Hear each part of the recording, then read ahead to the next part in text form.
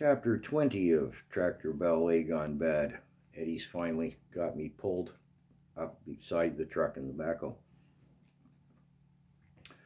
Told you you'd dazzle him, Todd laughed, standing right beside the tractor. Get Eddie to give me about 8 feet of slack on that chain, I replied. With a quizzical look, Todd turned and trotted back towards the backhoe. I watched the hoe as Eddie carefully manipulated it over the top of Ernie's truck to provide the slack I'd requested.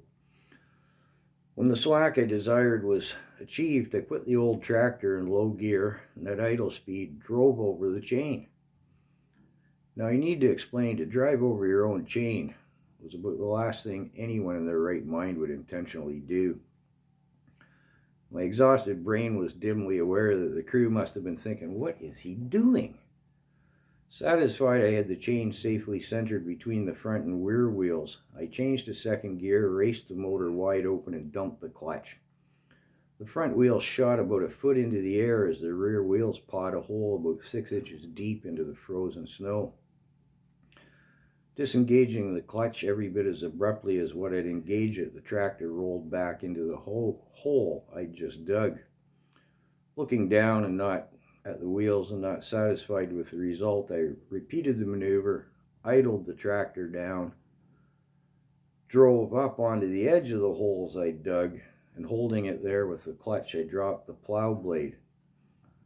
When the blade settled into the snow, I let the tractor roll back into the holes. Now I'm safe, I thought. Todd was again beside me, laughing. That sure threw them for a loop. I wondered myself you were up to. For a minute there, I didn't figure it. I'm safe now, I responded, still in a daze. Todd studied me for a moment. Relax, stay there, he said. I'll unhook you. I managed a nod in response. I blinked and found Todd again looking quizzically up at me. I went to get off the tractor and found I couldn't. I can't say, as I flopped back down onto the seat, as I don't think I'd actually managed to get up off of it. Gee, Scott, Todd asked, are you that done in? Apparently, I replied, realizing I was as weak as a kitten. Well, just stay there, relax. I'll see what Eddie's plan is from here. Here, Scotty. I blinked, still in a daze, and realized I was right beside Ernie's door and he was holding out a lit smoke. You look like you need this. I managed a nod of gratitude, as it seemed to require about all that I had in me to reach out and get a hold of the smoke. The nicotine and the first security I had felt in quite some time served to clear my head by the time Todd returned. Ernie rolled down the window and Todd proceeded to lay out our departure as per Eddie's instructions. After we get your truck unchalked, Ernie, and the hay bales and T-bars loaded, he'll give your bumper a nudge with the hoe to get you up out of the hole. You just back up and turn and park there where you did earlier. Scott will go up first in the tractor, you follow, and Eddie will bring up the rear. Eddie says he'll back up with the hoe still operational in case anybody gets in trouble. Todd laughed. He says if anybody gets in trouble, he'll just reach out and latch onto you with the hoe. Crucial, he says. Crucial nobody ends up back down there. Laughing, Ernie rolled up his window as I struggled to dismount the tractor and found to my chagrin I still wasn't fully recovered. Whoa there, Scott, relax, Todd said, noting my still dilapidated condition. Won't take me 5 minutes for the truck, half that for the chains. Sorry, Todd. Don't be. I was on Easy Street up here compared to what you went through down there. Well, thanks, nonetheless. Fib nubbin of it, scob, Todd laughed as he set off to work. As Todd set about preparing Ernie's truck for departure, I looked for the first time over at Eddie. With a series of pantomime gestures, he expressed, I wondered what the hell you were doing driving over your own chain, but that was brilliant. Inspired it was. Some damn fine operating to boot. Talk about some damn fine operating, I expressed in return. What you did there now, that was brilliant. Weren't nothing compared to what you did out there, young fella. Now that was something. Hell, Eddie, I was terrified the whole damn time and it left me as weak as a kitten. And you don't think I damn near shit my pants over here half times? He replied, bouncing up and down wildly in his seat in mimicry of the hoe's wild dance earlier. Yeah, but Eddie, you're the one who got me across here. No, you got yourself across, lad. I just helped you. Well, geez, thanks, Eddie. I'm genuinely flattered. Turning away from my conversation with Eddie, I couldn't help but notice the old man wasn't swayed by Eddie's complimentary take on my performance, and he was still staring murderously at me. Todd, in the meanwhile, had cleared Ernie's truck and gestured to Eddie to go ahead and nudge the truck up out of its hole.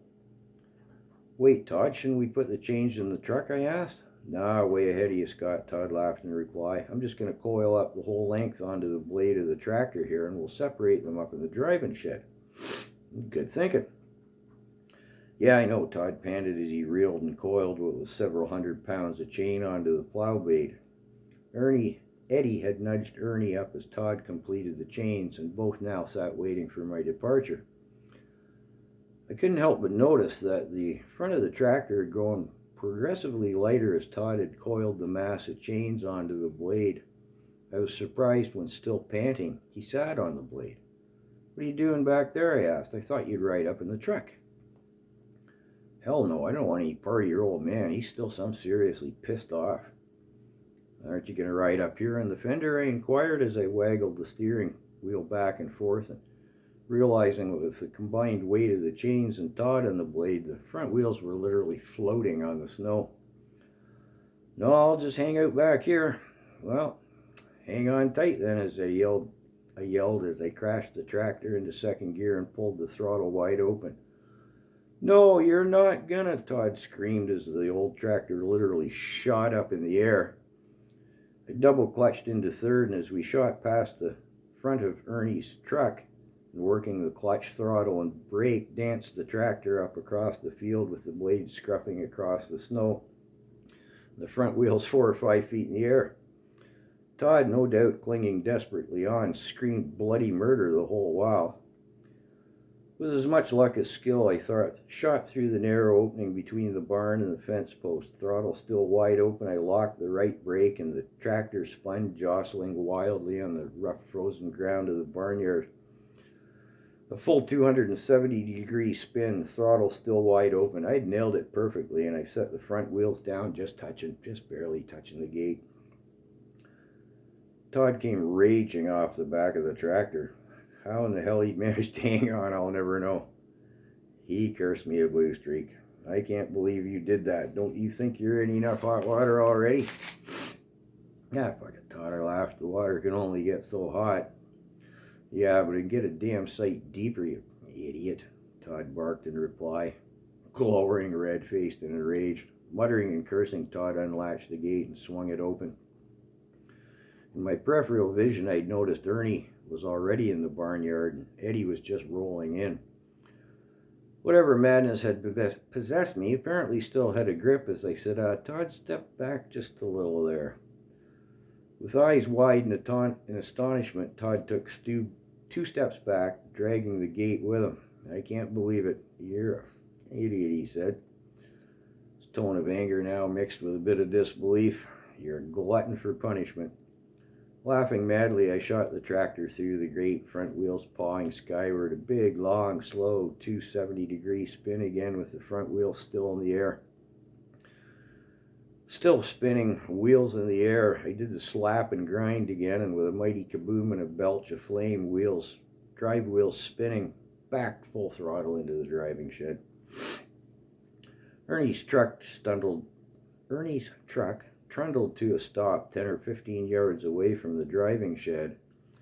As I was dismounting the tractor, the look on Ernie's face read to the effect, I don't know, Scotty, but you're sure past my ability to help. Although I do have to admit, that was hilarious.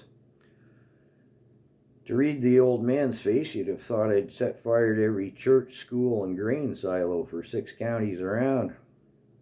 Gone on a pillaging, murdering spree, and worse yet, put the hard rode horse I'd used away wet.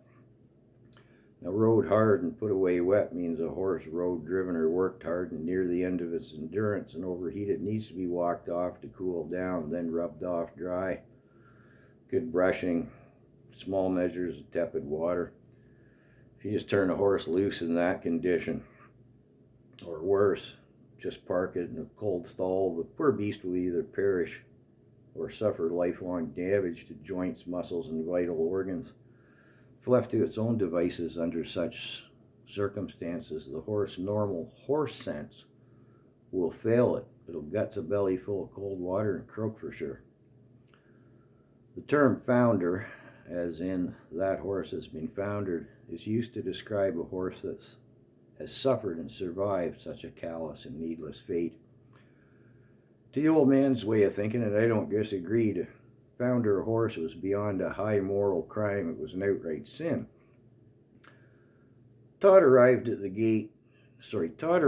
driving shed, having closed the gate behind Eddie, his face displaying a conflict of anger, disbelief, and amusement.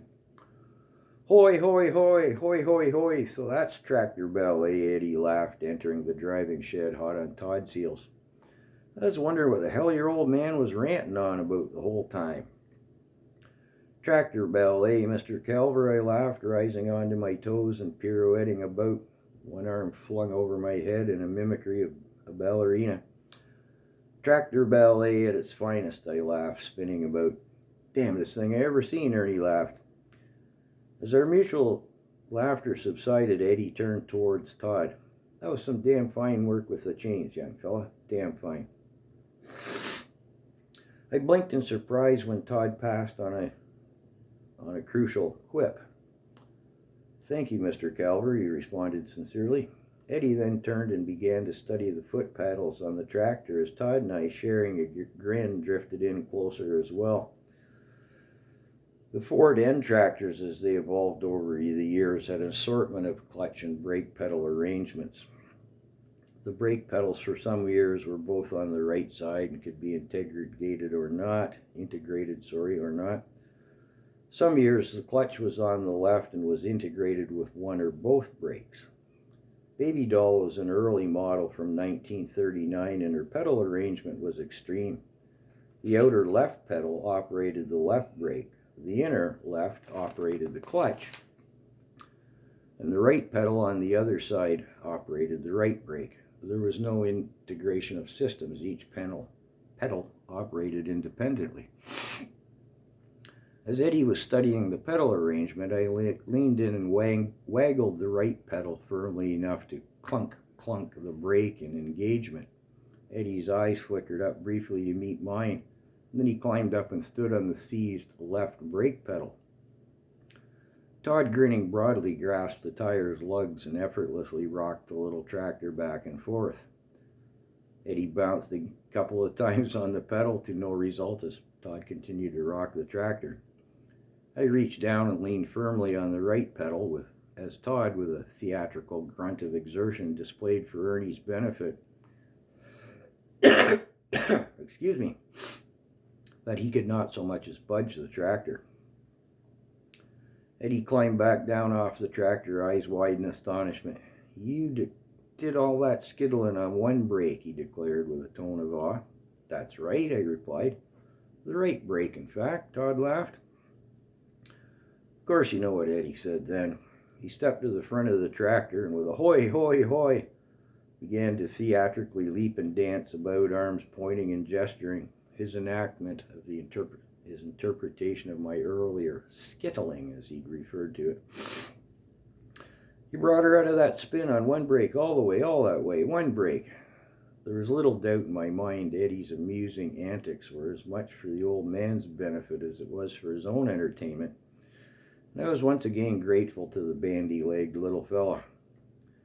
Eddie's capering about had Todd and me in hysterics, and a quick glance over the truck revealed Ernie found it every bit as much amusing. Alas, the old man was obviously unimpressed. When Eddie had finally played himself out, he sobered and stepped back into the shed, nodded at Todd, reiterated again as to effective as good work down there with the chains. You there, lad, he said, turning to me. How old are you? 14 last week, I replied. 14. Well, when you turn 16, if you want a job operating equipment, you come see me.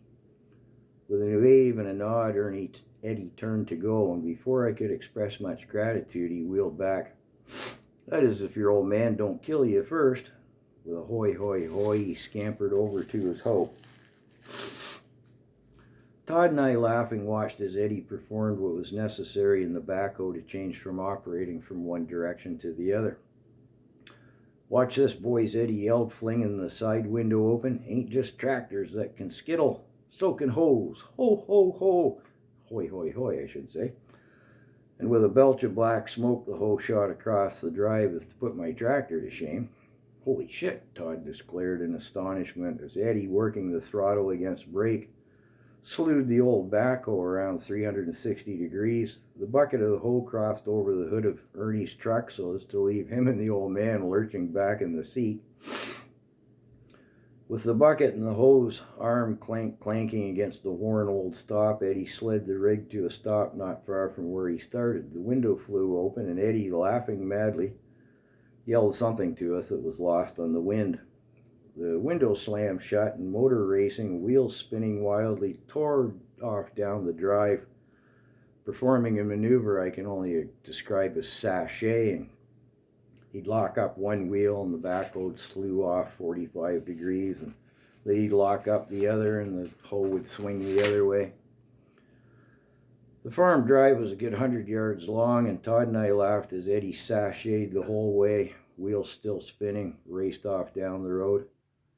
"I wonder if he isn't a little soft in the egg," Todd said, "but he sure can dance that hoe." Thunk went the passenger door on Ernie's old truck, and Todd and I wheeled to see the old man standing there staring murderously over at me. Ernie, arms over the steering wheel, was convulsing in laughter. "Oh shit," Todd muttered as he disappeared into the depths of the driving shed.